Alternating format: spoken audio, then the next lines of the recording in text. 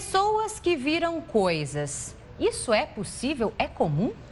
Quem explica pra gente essa confusão é o professor doutor Rodrigo Maia dos Santos, da PUC São Paulo. Professor, muito bom dia para você. Que história é essa? Pessoas virarem coisas? Pois é. Bom dia, Marcela. Bom dia, Lidiane. Bom dia todo mundo aí de casa. Na verdade, eu deixei assim, pessoas viram coisas, mas assim, o nome, vamos chamar assim, técnico correto, são os epônimos. Mas imagina que se eu falo epônimos e você coloca aí na chamada da matéria, o Rodrigo hoje, professor, vai falar sobre epônimos, sei lá, as pessoas vão achar que eu vou falar um remédio, né? Me vem um epônimo 5 miligramas, né? Não vai adiantar nada. Então, assim, são nomes, são algumas palavras que por conta da sua origem, aliás, relacionadas à sua origem, tem aí uma questão de pessoas que viraram objetos, né? Uhum. Então, pessoas viram coisas é para chamar um pouco a atenção, porque se eu dissesse epônimos, eu tenho certeza que já tem um povo de casa que ia falar, não, pelo amor de Deus, o que ele vai falar? Mas tudo é manchete no jornalismo, não é né? verdade? Isso chama a atenção realmente. Quando eu coloco no título lá do blog, as pessoas viram coisas. Nossa, o que será que esse professor quer falar? Imagina se eu coloco, hoje é sobre, sei lá, epônimos, 2 pontos, língua portuguesa. Mas ninguém vai ler, né? Ninguém vai ler. A criatividade para chamar a atenção. Mas e aí, qual que é a história? Por quê? Vamos lá. Por exemplo, se você pega algumas palavras, uma bem interessante, principalmente que a gente está na hora do almoço aí, muita gente almoçando, é o sanduíche, que a gente conhece, né? Sanduíche hoje já portuguesado, com o CH no final, mas sanduíche era o nome de um vilarejo, né? Sandwich, da Inglaterra, que no século XVIII tinha um conde que gostava muito de comer. Mas o ponto não era nem esse para o sanduíche, né? O ponto é que ele gostou, ele ficou um tempo, ele começou a jogar cartas, ele gostou muito de jogar cartas. E ficou uma sequência de quase 24 horas jogando cartas, esse conde, porque ele gostava muito. Aí ele chegou para os criados dele e falou assim, eu precisava de alguma coisa para comer, mas que eu tivesse as minhas mãos liberadas, para que eu pudesse continuar jogando, que eu não tivesse prato, talher, etc. Faz alguma coisa. E os criados dele inventaram um pão com condimentos de carne, presunto, queijo, para ele comer. E aquilo se tornou rotina, outras pessoas quiseram experimentar. E por conta do nome do vilarejo de Sandwich na Inglaterra, o que hoje nós conhecemos por sanduíche. Interessante, né? Muito legal. A gente nem imagina, né? Nem imagina. E hoje, se você parar para pensar, é mais ou menos o que a gente faz. A gente quer, às vezes, comer um sanduíche, você não tem tempo, né? etc. Praticidade. Claro que hoje, sanduíches aí tem uma diversidade muito grande, obviamente. Tem gente que sai de casa só para comer sanduíche. Claro, eu não, né? Eu só como salada, eu não gosto. Você faz hambúrguer em casa, que eu tô sabendo. É verdade, admito. Faço hambúrguer em casa. E aí, mas assim, essa é a origem da palavra sanduíche. Legal. Uma outra muito bacana é o saxofone. Né? Tinha um instrumentista belga, Antoine Joseph Sax, que ele era fabricador de instrumentos, né? Fone de som, obviamente, né? E ele, por ter o sobrenome Sax, né? Ele criou um instrumento de sopro que aos poucos foi ganhando a forma que a gente conhece hoje, né? E ele tentava fazer esse som, e ele só falava que saía um som, um fone, um som. E aí ele pôs o sobrenome dele, que era Sax, e ficou saxofone. Quer dizer, mais um exemplo de uma pessoa que se incorporou e virou um instrumento. Tem muita gente que pergunta, professor, saxofone, fone eu entendo, mas e o sax, né? Qual que é a origem? Mais um epônimo aí que a gente entende, ou seja, pessoas que viram coisas, né, do saxofone.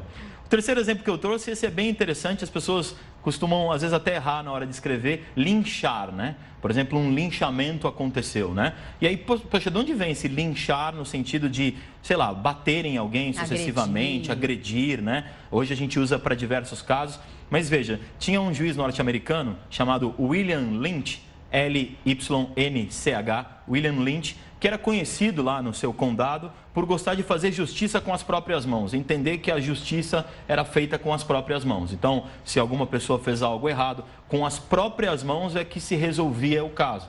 E ele era um juiz muito famoso nesse condado americano e acabou esse lynch virando um verbo no inglês, to lynch, que chegou em português, por exemplo, com linchar, ou seja, agredir sucessivamente alguém. Fofinho ele, né? É fofinho esse juiz, né?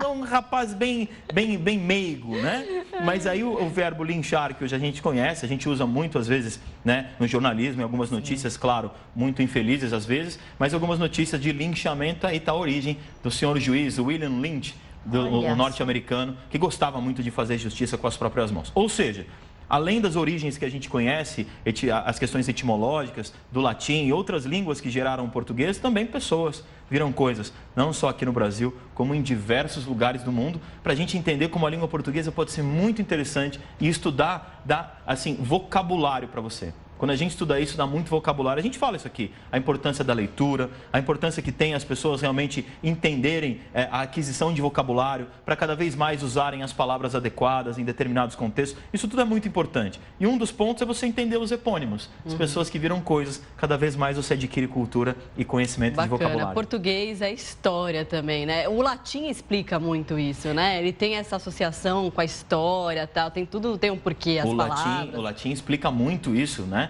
Inclusive alguns problemas que a gente vê por aí. Né? Porque aí a gente escuta falar problema, por exemplo, tem mais um minutinho só para eu contextualizar isso? Claro. Por exemplo, problema, que claro, está errado, quem está me ouvindo em casa, não é assim que se fala, não é assim que se escreve, pontuando bem, é uma palavra equivocada do ponto de vista gramatical, mas tem um ponto aí que a gente consegue enxergar uma explicação. Veja, não é só problema, você escuta muitas vezes creusa, bicicleta, chicrete, Flamengo, brusa, crips, entre outras, né? Aliás, eu que lido com listas de chamada, hoje existem muito mais creusas do que cleusas, acredite, né? Mais creusas do que cleusas. E aí é muito interessante que eu cito dois exemplos, Marcela. Veja, a palavra igreja, que a gente conhece hoje, fala diversas vezes, vem do latim ecclesia. Não é à toa que assuntos relacionados à igreja são assuntos eclesiásticos, né? Em italiano foi chiesa, em francês, église. Em espanhol, iglesia. No próprio latim, eclésia. Só o português que teve essa virada para o R.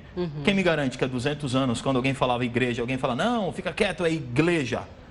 Por quê? Porque essa rotacização, ou seja, transformação em R, é uma característica do português. Tal qual escravo, por exemplo, que em latim é esclavum, que vai gerar em inglês slave, com L, em português chega escravo. Então a gente tem a característica de pegar essa palatal ao céu da boca e transformar o R. Então são algumas coisas que explicam determinados fenômenos que quanto mais você entende, mais enriquece o seu conhecimento de língua portuguesa. Estudar latim é fundamental para isso. Não, com certeza, né? E se talvez esse conhecimento também fosse passado nas salas de aula, com certeza as crianças iam se sentir muito mais... Se interessar mais. Também, muito mais interesse. Pelos plurais, por exemplo. Posso na próxima semana, aí hoje é quinta-feira, terça-feira, falar dos plurais, por exemplo, de por que as palavras que terminam com ão têm tantos plurais diferentes, ãos, ãos e ães.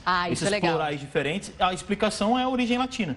E aí eu posso trazer na terça-feira para a gente comentar e deixar a língua portuguesa mais interessante, inclusive para as crianças. Com certeza tem crianças assistindo, né? É muito interessante a gente aprender. Legal, Bacana. Fica essa liçãozinha de casa então, para você trazer essas dúvidas para a gente na próxima terça-feira. Obrigada pela sua participação mais uma vez e a todos esses esclarecimentos. Também história, cultura. História e cultura. Você vê que a Marcela está me passando lição de casa também. Vou estudar para a semana que vem, para a gente fazer legal. E com certeza, nessa questão de cultura, de história, enriquece muito o vocabulário, tá bom? Tá, bom dia para ótimo, vocês, bom dia para os professor. telespectadores. Obrigado.